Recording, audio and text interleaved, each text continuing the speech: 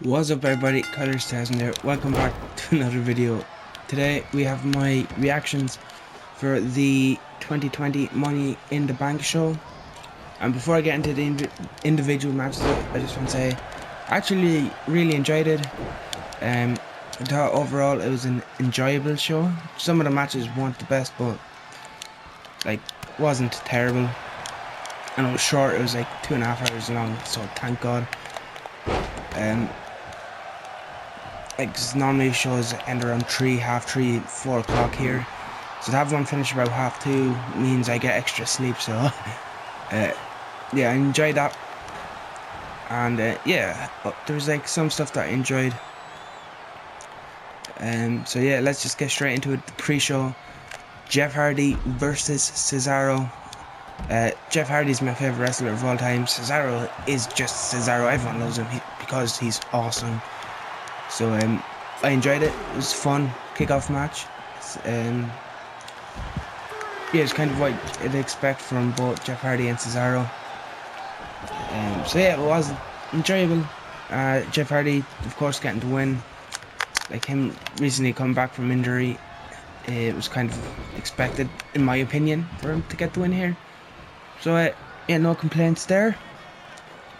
New Day defending the tag team titles then successfully against the Forgotten Sons, which was Blake and Cutler, Miz and Morrison and the Lucha House Party.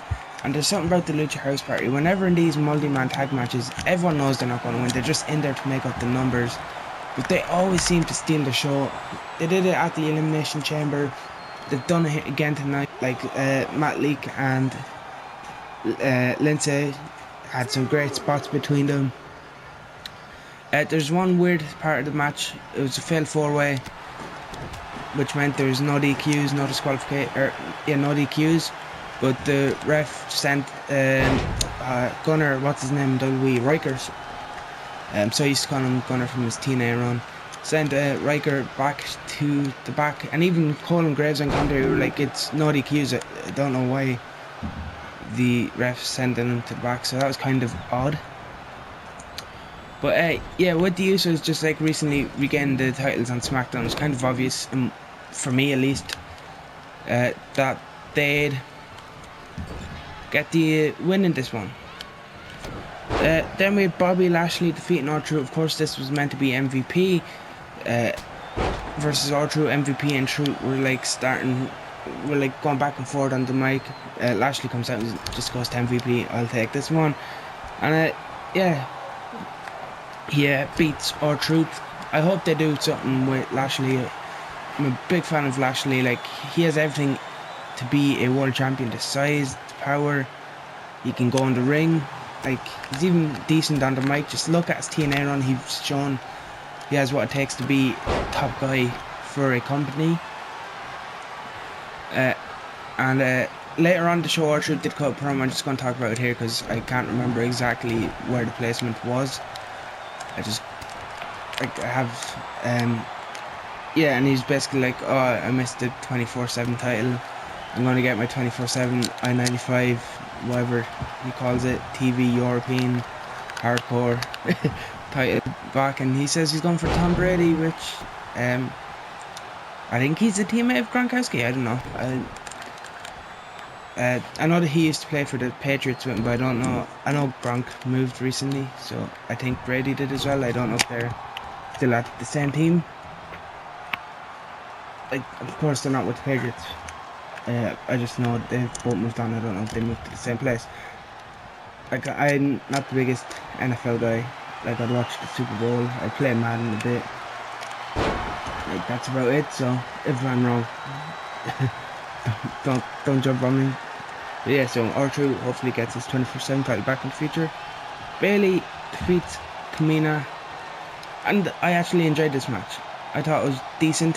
You know, it was good for a Tamina match. Like, it's probably her best match in the 10 years she's been with the company. Like, Bayley did a good job of carrying her. And yeah, Bayley retained in an entertaining match. Braun Strowman then, of course, defending against Bray Wyatt, beats Bray Wyatt. It was Bray Wyatt, not The Fiend, which kind of gave it away that Braun was winning. Kind of expected as much as I wanted Bray to win. Yeah, I think we all knew that since it was Bray, not The Fiend, Braun would retain. And I'm happy. As much as I wanted Bray to get the belt back, I also kind of want Braun to have a decent run, because they're about 3 years too late putting the belt on him, so I kind of didn't want it to end in his first defense. And we got a nice spot where like Braun put on the old Wyatt family mask, the Black Sheep mask, and kind of hugged Bray, and it looked like they were getting back together, reunited, before Braun like turned power slam Bray, picking it up. And there's a nice tease of The Fiend when Bray was just left alone in the ring. So Fiend versus Braun, maybe at Backlash.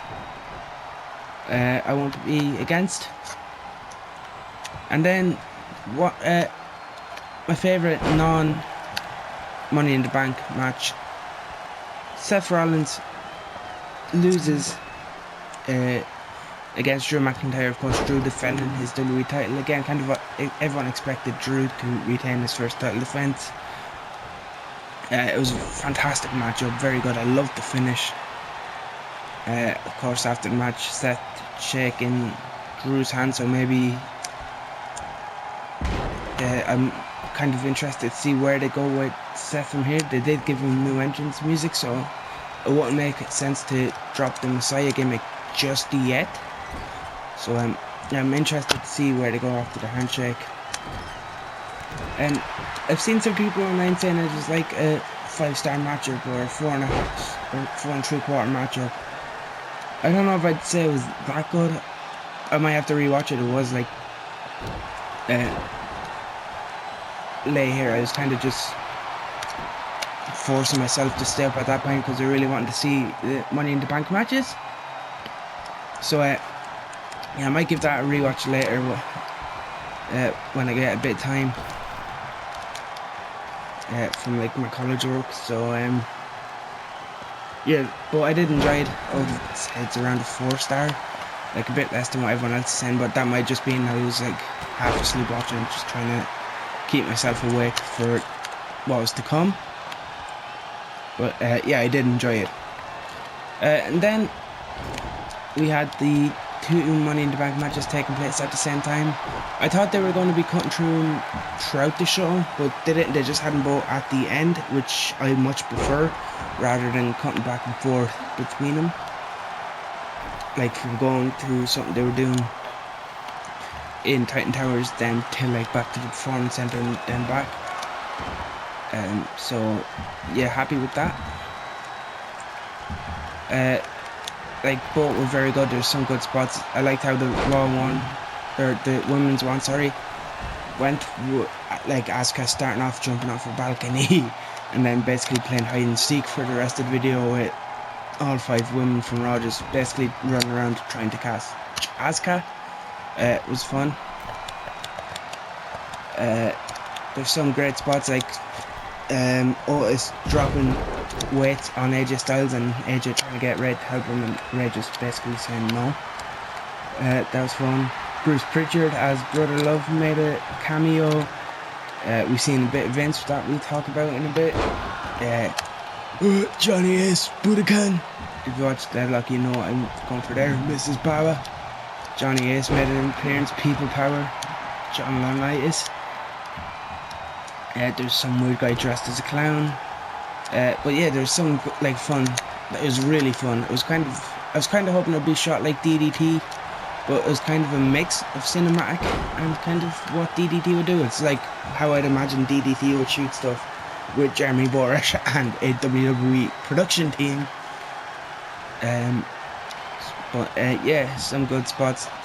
Like they fought into a Money in the Bank boardroom where there's like a briefcase hanging above there. Dana Brooke grabs it and like Stephanie comes in and is like, "What are you doing? That's not the real briefcase." Yeah, Paul Heyman made an appearance. He was just sitting around eating like a buffet. Yeah, like Dana Brooke's late. Going to the men's one, there were some good spots like AJ and Brian fought into Vince's office. and Vince just kind of stops him and was like, what are you doing?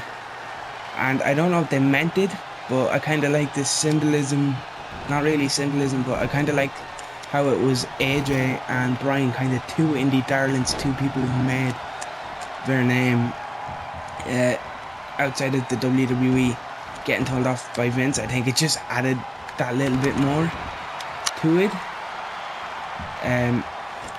Yeah, I'm trying to think of what else happened.